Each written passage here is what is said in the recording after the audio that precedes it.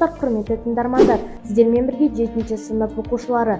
Бүгінгі подкастымызда қоғамдағы ең өзекті мәселелердің бірі құқық бұзушылық тақырыбын қозғаймыз. Әр бала, әр азамат өз құқығын біліп, сонымен бірге өзгелердің де құқығына құрметпен қарауы қажет. Осы подкаст арқылы біз құқық бұзушылықтың не екенін, оның себептері мен салдарын және ең бастысы оның алдын алу жолдарын бірге талқылаймыз. Бүгінгі біздің арнайы қонағымыз мектеп инспекторы.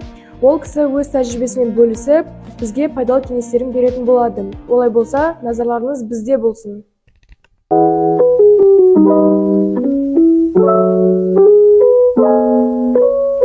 Ал ендеше, құрметті инспектор мырза, мектеп оқушыларының сізге арналған сұрақ сауалнамалары бар екен. Құқық бұзушылық пен бұзақылықтың айырмашылығы неде? Құқық бұзушылық дегеніміз қоғамға зиян келтіретін және заң бойынша жазаланатын әрекет құқық бұзушылық деп айтамыз. Ал бұзақылық дегеніміз әлеуметтік ортада көрсетілетін өрескел құқықты бұзақылық деп айтамыз. Қоғамдағы ең жиі кездесетін бұзақылықтың түрі? Қоғамда жиі кездесетін бұзақылықтың түрі ол мектеп оқушыларының арасында төбелес, бір-бірін кемсіту болып табылады. Құқық бұзушылық жасаған оқушы өзінің ісіне өкінсе, ары қарай не істеу керек? Ары қарай сол әрекетті болдырмауға тырысу керек, жақсы жағынан өзгерту. Мектеп ауласында болған құқық бұзушылыққа кімдер жауап береді? Ең біріншіден мектеп директоры жауап береді, құқық завучы, ата-анасы, мектеп инспекторы. Сізге қоятын келесі сұрағымыз: достардың құқық бұзушылықты жасаған бала кінәлі болады ма? Яғни топ болып бір балаға тисе, ол баланың өзі кінәлі ме?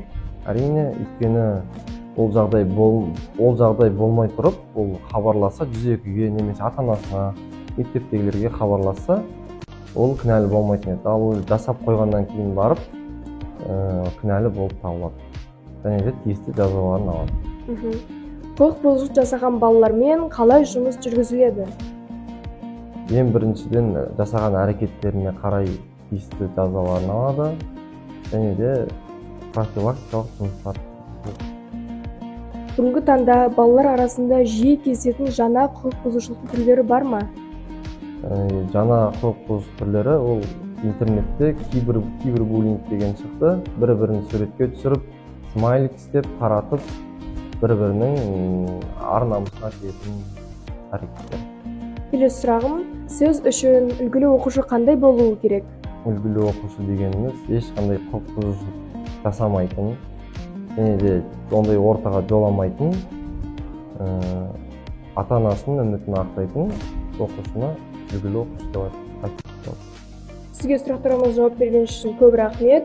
Ал енді, құрметті тыңдармандар, бүгінгі подкастта біз құқық бұзушылықтың не екенін, оның себептері мен салдарын және ең басты оның алдын алу жолдарын білдік.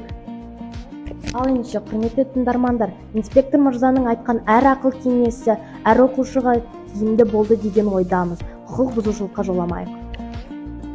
Бізден болғандарыңызға көп рахмет. Келесі подкастта кездескенше сау болыңыздар.